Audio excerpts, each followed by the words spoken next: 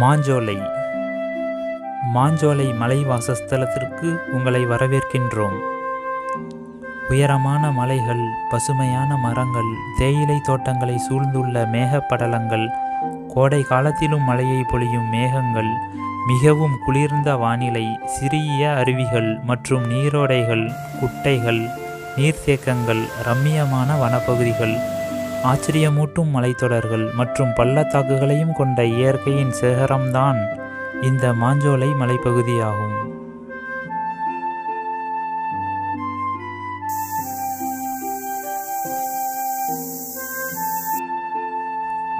மாஞ்சோலை தமிழ்நாட்டின் திருநெல்வேலி மாவட்டத்தின் மேற்கு தொடர்ச்சி மலையில் களக்காடு முண்டந்துறை புலிகள் காப்பகத்தில் அமைந்துள்ள ஒரு அழகிய மலைவாசஸ்தலம் ஆகும். இது திருநெல்வேலி மாவட்டம் அம்பாசமுத்திரத்திலிருந்து 32 கிலோமீட்டர் தொலைவில் அமைந்துள்ளது. இந்த மலைவாசஸ்தலம் தேயிலை தோட்டங்களுக்கும் இயற்கையின் அழகிற்கும் பெயர் பெற்றது. இங்குள்ள மலைகளின் உயரம் கடல் மட்டத்திலிருந்து சுமார் 1162 மீட்டர்கள் உயரத்தில் உள்ளது.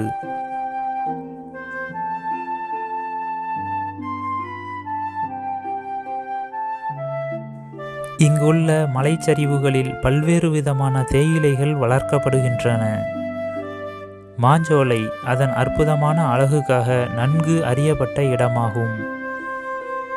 மாஞ்சோலைக்கு அதன் அருகிலுள்ள நகரமான அம்பாசமுத்திரத்திலிருந்து பேருந்து வசதியும் உள்ளது. எனவே நீங்கள் ஓய்வெடுக்க ஒரு சிறிய பயணத்தை திட்டமிடுகிறீர்கள் என்றால் இந்த இடம் மிகவும் பொருத்தமானது. ஆண்டின் எந்த ஒரு மாதத்திலும் மாஞ்சோலையை நீங்கள் சுற்றி பார்க்கலாம். எனினும் மாஞ்சோலை மலைப்பகுதிகளின் எஸ்டேட்டுகளை சுற்றி பார்க்க நவம்பர் முதல் மார்ச் வரை உள்ள மாதங்களே சிறந்ததாகும். ஆனால் இன்று ஏப்ரல் 14, 2024 நாங்கள் இப்போதும் பயணத்தை துவங்குகிறோம். ஆனால் வானிலை இந்த கோடை காலத்திலும் நாங்கள் நினைத்து பார்க்க முடியாத அளவுக்கு மாறியிருக்கிறது.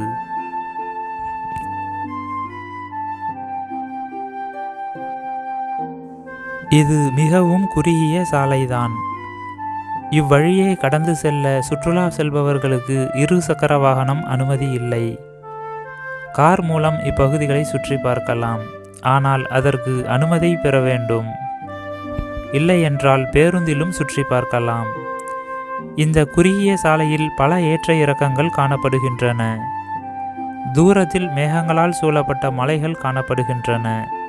இந்த சாலை வழியாக அந்த மலையின் மீது ஏறி செல்லலாம்.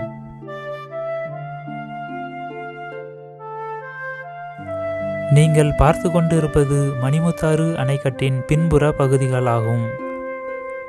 இந்த கோடை காலத்திலும் நீர் ஓரளவிற்கு தேக்கி வைக்கப்பட்டுள்ளது. இந்த ஆற்றிலிருந்து வெளியேறும் நீர் குடிநீர் மற்றும் திருநெல்வேலி மாவட்டத்தின் விவசாய தேவைகளுக்கு பயன்பெறுகிறது.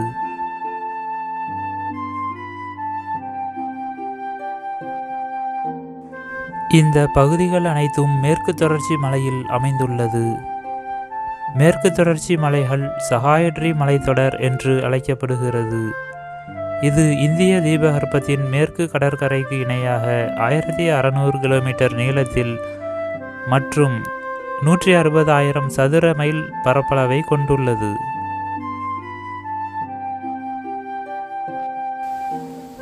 இங்கே ஒரு சிறிய நீர்வீழ்ச்சி காணப்படுகிறது. மலையின் உச்சியில் பெய்த மழையால் நீரோட்டம் கீழே பாய்கிறது. இந்த நீரானது மணிமுத்தாறு நீர்த்தேக்கம் சென்றடையும். இங்கும் குளிர்ச்சியான வானிலை நிலவுகிறது. மேலும் குளிர்ந்த காற்றும் வீசுகிறது.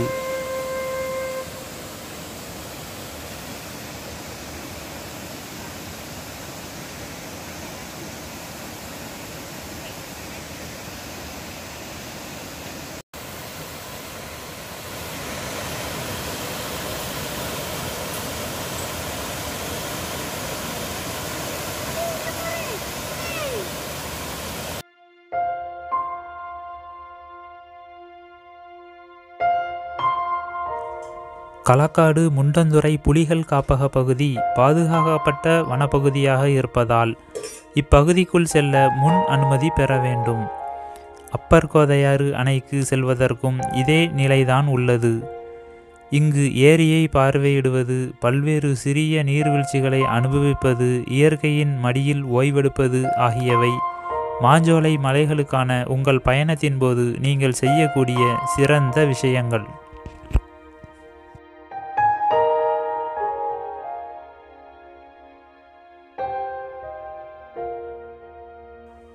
மாஞ்சோலையில் உள்ள சில நன்கு அறியப்பட்ட சுற்றுலா தலங்களில் மேல் கோதையார் அணை மற்றும் குதிரை வெற்றி என்று அழைக்கப்படும் காற்று வீசும் பகுதிகள் ஆகியவை அடங்கும்.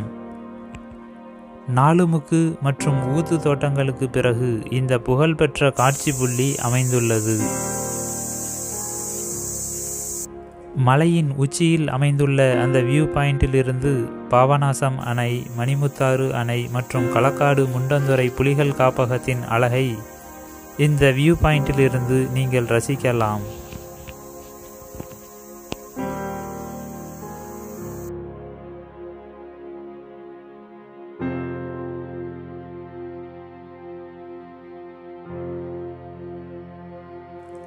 அருகிலுள்ள மற்ற சுற்றுலா தலங்கள் காக்காச்சி மற்றும் நாலுமுக்கு. இந்த தோட்டங்கள் வழியாக செல்லும் சாலையானது இயற்கையின் அற்புதமான காட்சியை வழங்குகிறது. மணிமுத்தாறில் இருந்து மாஞ்சோலை செல்லும் வழியில் அமைந்துள்ள தாசன் குளம் நன்னீர் வளத்திற்கு பெயர் பெற்ற மற்றொரு கவர்ச்சிகரமான இடமாக உள்ளது. அடர்ந்த தோட்டங்களுக்கு மத்தியில் நடைபயிற்சி மேற்கொள்வது மற்றும் மலையேற்ற பயணிகளுக்கு இது ஒரு சிறந்த இடமாகும்.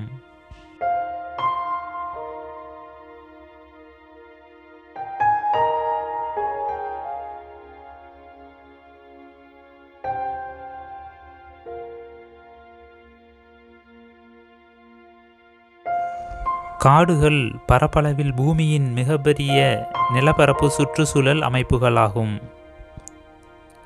மேலும் அவை உலகம் முழுவதும் காணப்படுகின்றன. பூமியின் உயிர்கோளத்தின் மொத்த முதன்மை உற்பத்தியில் 75% காடுகள் மற்றும் பூமியின் தாவர உயிரியல் 80% உள்ளன.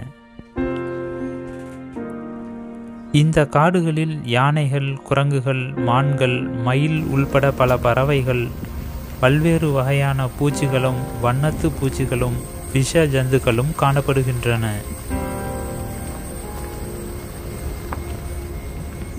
இந்த காட்டில் அதிக அளவில் சில்வண்டுகள் மற்றும் அதிக ஒலி எழுப்பும் வண்டுகள் உள்ளன. அவைகள் இந்த காடு முழுவதும் ஓயாமல் ஒலி எழுப்பிக் கொண்டே இருக்கின்றன.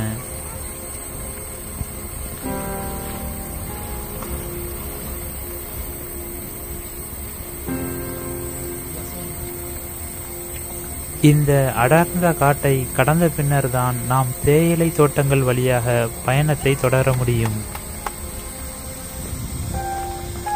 மனித சமூகமும் காடுகளும் ஒன்றையொன்று நேர்மறையாகவோ அல்லது எதிர்மறையாகவோ பாதிக்கலாம். காடுகள் மனிதர்களுக்கு சுற்றுச்சூழல் அமைப்பு சேவைகளை வழங்குகின்றன மற்றும் சுற்றுலா தலங்களாக செயல்படுகின்றன.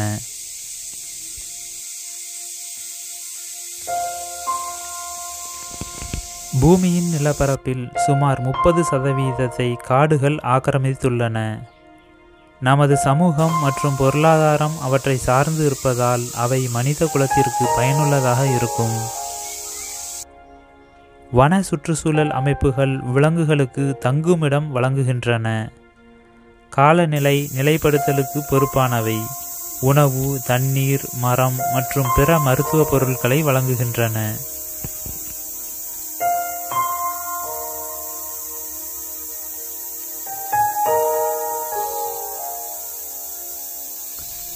இந்த வனப்பகுதிகளில் இதுபோன்ற சிலந்தி பூச்சிகள் அதிகம் காணப்படுகின்றன.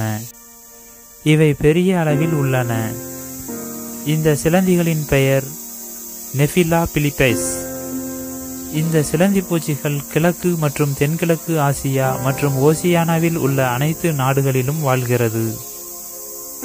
இது பொதுவாக முதன்மை மற்றும் இரண்டாம் நிலை காடுகள் மற்றும் தோட்டங்களில் காணப்படுகிறது. இந்த வகை சிலந்தி பூச்சிகளை நீங்கள் மாஞ்சோலையின் மலையேற்றத்தின் போது பார்க்கலாம். இந்த சிலந்தியின் ஒட்டுமொத்த அளவு 20 சென்டிமீட்டர் வரை இருக்கலாம். இவைகள் பூச்சிகளை தங்களுக்கு உணவாக்கி கொள்கின்றன. இந்த நெஃபிலா பிலிப்பஸ் ஸ்பைடர்கள் மனிதர்களை கடிப்பது அரிதுதான். ஆனாலும் இந்த நெஃபிலா பிலிப்பஸ் சிலந்திகளால் மனிதர்கள் கடிபடும்போது நச்சுத்தன்மை காரணமாக அவைகள் தசைவலி மற்றும் இறுக்கமான உணர்வு மற்றும் அனிச்சை செயல்களை மிகைப்படுத்துதல் உள்ளிட்ட கடுமையான அறிகுறிகளை எதிர்கொள்வதாக கூறப்படுகிறது. கால்சியம் குளுக்கோனேட் சிகிச்சையானது கடுமையான வலியிலிருந்து பாதிக்கப்பட்டவர்களை விடுவிக்கும். ஆன்டிசீரம் சிகிச்சையானது பாதிக்கப்பட்டவரின் மீட்சியை அல்லது நலம் பெறுவதை விரைவுபடுத்தும்.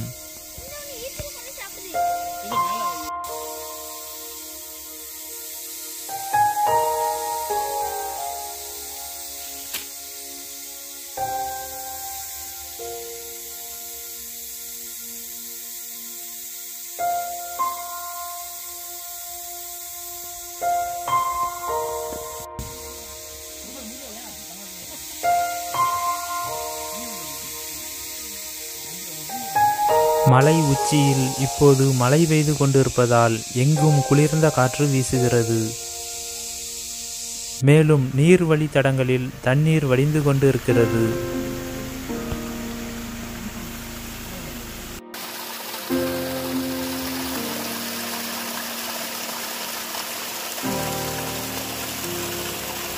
நாம் இப்போது மணிமுத்தாரிலிருந்து மாஞ்சோலை மற்றும் காக்காச்சி சென்று கொண்டிருக்கின்றோம். நீங்கள் பார்த்து கொண்டு இருப்பது மேற்கு தொடர்ச்சி மலைகள் அல்லது சகாயட்ரி மலைத்தொடரின் வனப்பகுதியாகும். இங்கு சில குரங்குகளும் சிலந்தி பூச்சிகளும் ஏராளமான மற்ற பூச்சி வகைகளும் அழகிய வண்ணங்களை கொண்ட மயில்களும் காணப்படுகின்றன.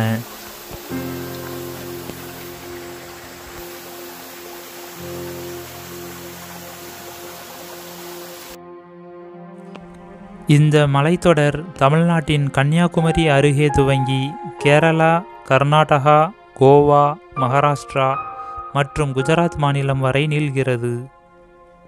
இந்த மலைத்தொடர் இது கடந்து செல்லும் மாநிலங்களுக்கு தட்பவெட்ப நிலைக்கும் பருவ மாற்றத்திற்கும் முக்கிய காரணமாக அமைகிறது. இந்த மேற்கு தொடர்ச்சி மலைகள் இமயமலையை விடவும் பழமையானவை என்று நம்பப்படுகிறது.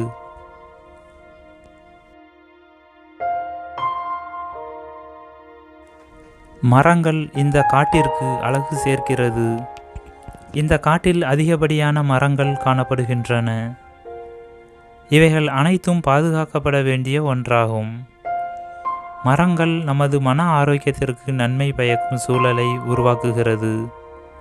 மரங்கள் மற்றும் செடிகள் நமது மனநிலை மற்றும் உணர்ச்சிகளில் ஆழமாக பதிகின்றன.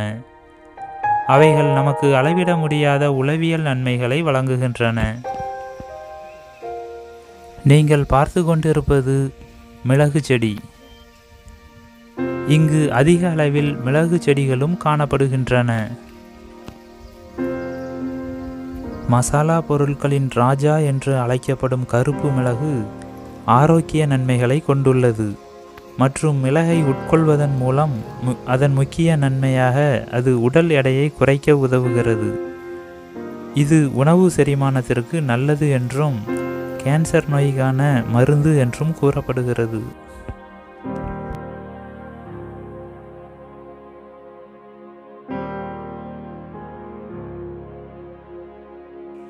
இப்படி பல நன்மைகளை வழங்கும் இந்த மேற்கு தொடர்ச்சி மலையானது பல்வேறு பிரச்சனைகளையும் எதிர்கொள்கிறது. வேட்டையாடுதல், காடழிப்பு, காட்டுத்தீ மற்றும் பூர்வீக பழங்குடியினருக்கு ஏற்படும் ஆபத்துகள் ஆகியவை முக்கிய அச்சுறுத்தல்களாக பார்க்கப்படுகின்றன. ஆண்டுதோறும் வறண்ட கோடை காலத்தில் காட்டுத்தீ ஏற்படுகிறது. குறிப்பாக நாகர்ஹோல், பந்திப்பூர், வயநாடு, முதுமலை, சத்தியமங்கலம் பகுதிகளில் அதிக பல்லுயிர் பன்முகத்தன்மை கொண்ட மேற்கு தொடர்ச்சி மலையில் புலிகள் மற்றும் யானைகள் அதிக அளவில் வசிக்கின்றன.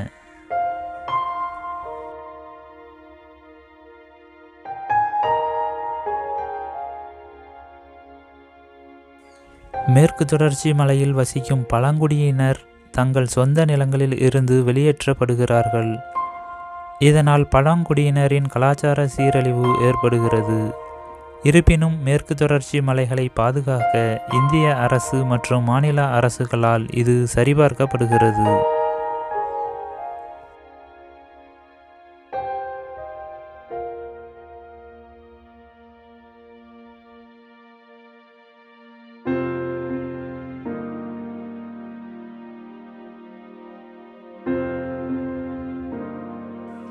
நீங்கள் இப்போது பார்த்து கொண்டிருப்பது மாஞ்சோலை பகுதியாகும். நாம் தற்போது மாஞ்சோலையை நெருங்கிவிட்டோம். தூரத்தில் மழை பெய்து கொண்டிருக்கிறது. மலை முழுவதும் மேகங்களால் சூழப்பட்டுள்ளது. இன்னும் சில நிமிடங்களில் மழை வருவதற்கான வாய்ப்பும் உள்ளது. ஆனால் எதிர் திசையில் சூரியனும் ஒளி வீசுகிறது.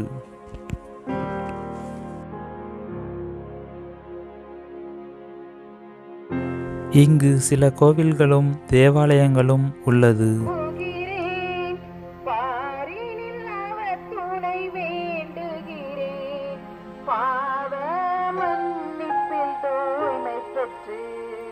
பரிகார வாழ்வில் இணைந்திடுவேன். நம்புகிறேன் உடலின் உயிர்ப்பை நிலை வாழ்வை உறுதியுடனே நம்புகிறேன். ஆமென்.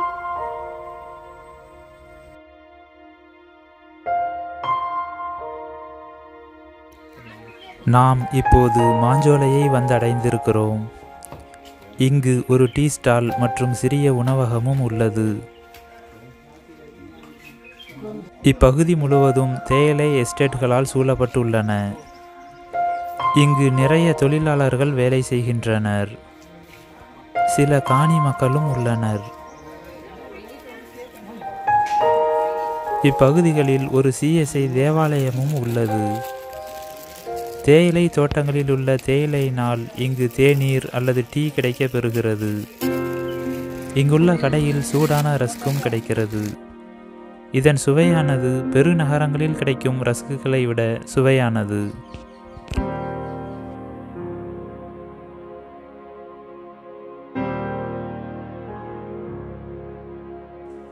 இங்கு சில வீடுகளும் உள்ளன. நாள் ஒன்றிற்கு குறைந்தபட்ச பேருந்து சேவையே இருக்கிறது.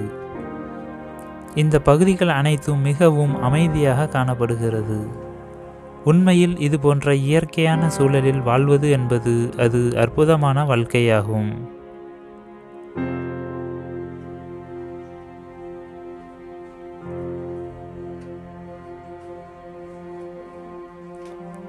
இந்த இடங்கள் அனைத்திலும் சுத்தமான ஆக்சிஜன் நிலவுகிறது. இந்த காட்சிகள் மிகவும் அழகாக தோன்றுகிறது. நீங்கள் இது போன்ற வீடியோக்களை தொடர்ந்து பார்க்க விரும்பினால் இந்த சேனலை சப்ஸ்கிரைப் செய்து கொள்ளவும். மேலும் இந்த வீடியோ உங்களுக்கு பிடித்திருந்தால் லைக் பட்டனை பிரஸ் செய்யவும். இந்த வீடியோவை இதுவரையிலும் பொறுமையாக பார்த்து கொண்டிருக்கும் உங்கள் அனைவருக்கும் எங்களது மனமார்ந்த நன்றிகள்.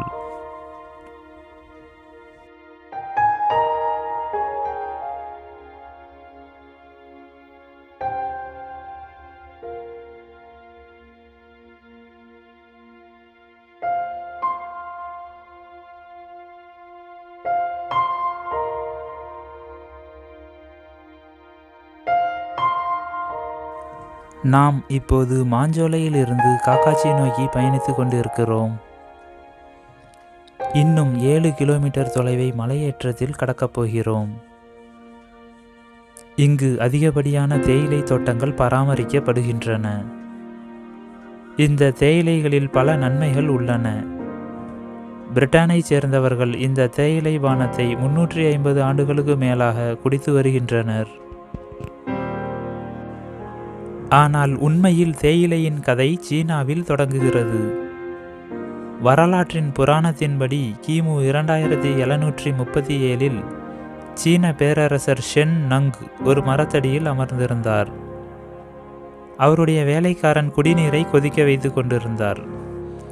அப்பொழுது ஒரு செடியிலிருந்து சில இலைகள் தண்ணீரில் விழுந்தன. அதன் பின் மூலிகை வைத்தியரும் பேரரசருமான ஷென் நங் தனது வேலைக்காரர் தயாரித்த அந்த வெந்நீரை குடித்தார். அப்போது அவருக்கு புத்துணர்ச்சி ஏற்பட்டது. அந்த இலை விழுந்த செடியின் பெயர் கெமேலியா சைனைசிஸ். எதிர்பாராமல் நிகழ்ந்த இந்த நிகழ்வால் அது தொடர் பானமாக மாறிற்று. அதை தான் காலப்போக்கில் தற்போதைய டீயாக நாம் குடித்து கொண்டிருக்கிறோம். ஆனால் உண்மையில் இந்த கதையை நம்ப கொஞ்சம் சிரமமாகத்தான் உள்ளது.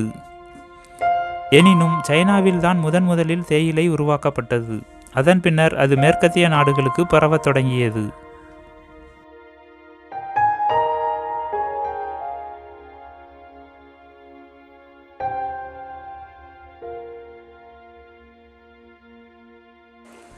தேயிலையில் பல நன்மைகள் அடங்கி இருக்கின்றன. அவை நமது நோய் எதிர்ப்பு சக்தியை அதிகரிக்கலாம், உடம்பில் உள்ள இன்ஃப்ளமேஷன்களை எதிர்த்து போராடலாம் மற்றும் புற்றுநோய், இருதய நோய் வருவதையும் தடுக்கலாம் என பல ஆய்வுகள் காட்டுகின்றன. தொடர்ந்து தேநீர் குடிப்பது உங்கள் ஆரோக்கியத்தில் நீடித்த நன்மைகளை ஏற்படுத்தலாம். எனினும் அளவுக்கு மீறினால் அமிர்தமும் நஞ்சுதான் என்பதை மறந்துவிட வேண்டாம்.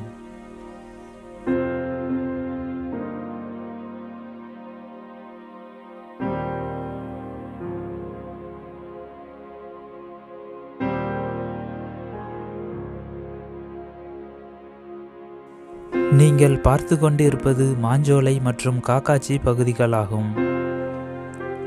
இந்தியாவில் தேயிலை தோட்டங்கள் பல மாநிலங்களில் பயிரிடப்பட்டு பராமரிக்கப்படுகின்றன. எனினும் அசாம் மாநிலமே தேயிலை உற்பத்தியில் அதிக அளவில் காணப்படுகிறது. கர்நாடகா, இமாச்சல் பிரதேஷ், கேரளா, வெஸ்ட் பெங்கால், அருணாச்சல் பிரதேஷ், தமிழ்நாடு, திரிபுரா, சிக்கிம், டார்ஜிலிங், மேகாலயா, நாகாலாந்து மற்றும் உத்தரகாண்டிலும் தேயிலை உற்பத்தி நடைபெறுகிறது.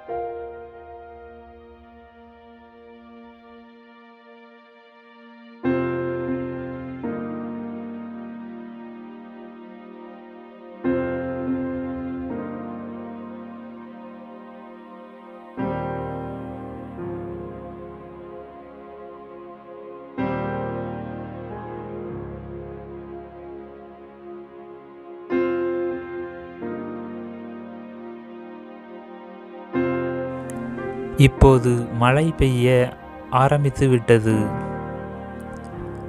மலைகள் மீது மேகங்கள் அமர்ந்திருக்கின்றன. தேயிலை தோட்டங்களின் மீதும் மெல்லிய மேகங்கள் தென்படுகின்றன.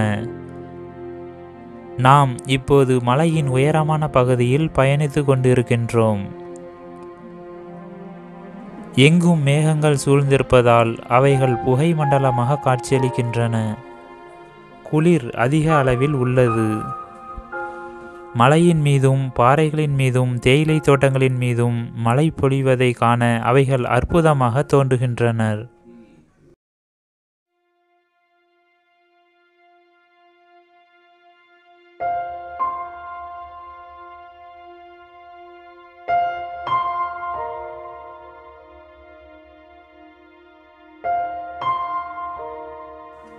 இரு மலைகளுக்கு இடையே பள்ளத்தாக்குகளையும் மூடுபனி சூழ்ந்துள்ளது.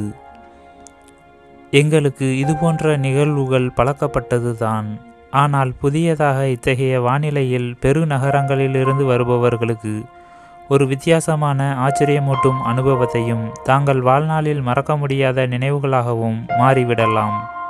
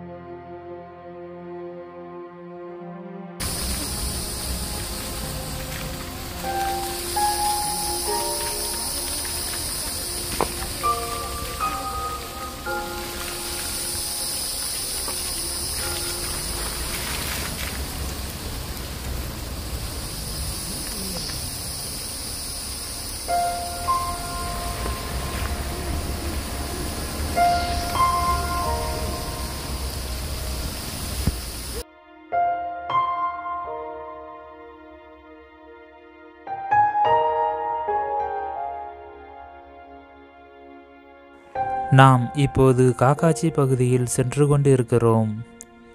இங்கு ஒரு அழகிய நீர்நிலை காணப்படுகிறது. தூரத்தில் ஒரு பரந்த பூமியும் தென்படுகிறது.